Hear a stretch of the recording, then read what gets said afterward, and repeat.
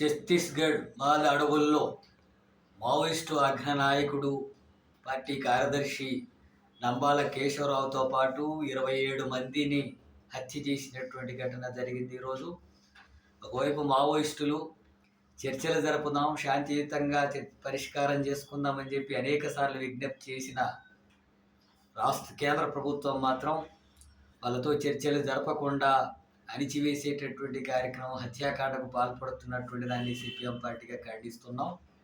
ఒకవైపు ఉగ్రవాదుల విషయంలో కూడా ట్రంప్ లాంటి వాళ్ళు చెబితే కాల్పుల విరమణ చేసినటువంటి ప్రభుత్వం, దేశంలోనే ఆర్థిక అసమానతలు ఉన్నాయి, దోపిడీ ఉంది, పేదరికం ఉంది, భూస్వామ్య వ్యవస్థ ఉంది, కుల వ్యవస్థ ఉంది అని చెప్పి దాన్ని నిర్మూలించడం కోసం వివిధ మార్గాల పోరాటం ఉన్నా వాళ్ళు సాయుధ పోరాట మార్గాన్ని ఎన్నుకున్నారు. ఆ మార్గాన్ని కూడా విరమించేటటువంటి విషయం, ఆయుధాలు కూడా విరమించే విషయాలు చర్చలు జరుపుదామని చెప్పి మావోయిస్టు